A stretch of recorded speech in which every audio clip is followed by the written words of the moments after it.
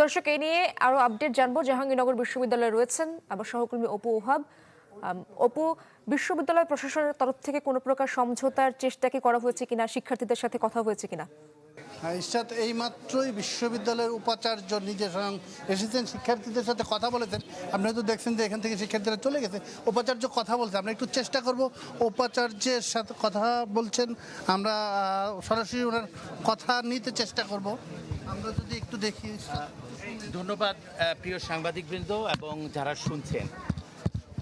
আমি আমার প্রিয় শিক্ষার্থী যারা জাহাঙ্গীরনগর বিশ্ববিদ্যালয়ে 12 তারিখে যেই ধর্ষণ চেষ্টা এবং হত্যা চেষ্টার করা হয়েছে সেটার বিরুদ্ধে যারা সরব হয়েছে, আমি আমার প্রত্যেকটি শিক্ষার্থীকে, আমার সন্তানদেরকে আমাদের প্রশাসনের পক্ষ থেকে ধন্যবাদ জানাই। কারণ জাহাঙ্গীরনগর বিশ্ববিদ্যালয় হল সংস্কৃতির রাজধানী। বাংলাদেশের বহু জায়গায় এ ধরনের ঘটনা ঘটলেও কোনো প্রতিবাদ থাকে না। এটি একমাত্র বিশ্ববিদ্যালয় যেখানে আমাদের সন্তানরা অন্যায়ের বিরুদ্ধে সরব হয় এবং সারা বাংলাদেশে এই ধরনের অপকর্ম যেন কম হয়, তার উপর এর একটা ইতিবাচক প্রভাব পড়ে। এ ধরনের একটি প্রতিবাদ আয়োজন করার জন্য আমার সন্তানদের আমি প্রশাসনের পক্ষ থেকে প্রথমেই গভীর কৃতজ্ঞতা এবং ধন্যবাদ জানাই।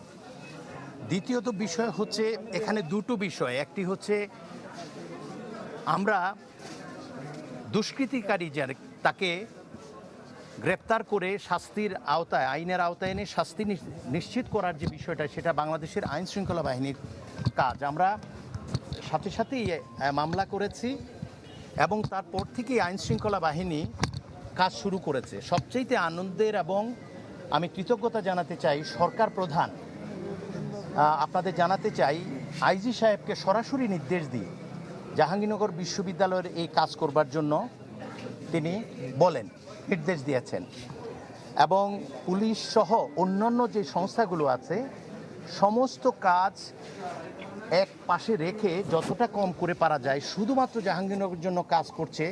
এটা আমি অনুভব করছি এই জন্য যে কয়েক মিনিট পর পরে আমি ঊর্ধ্বতন কর্তৃপক্ষের পক্ষ থেকে ফোন কল পাচ্ছি এবং এর আপডেট জানানো হচ্ছে।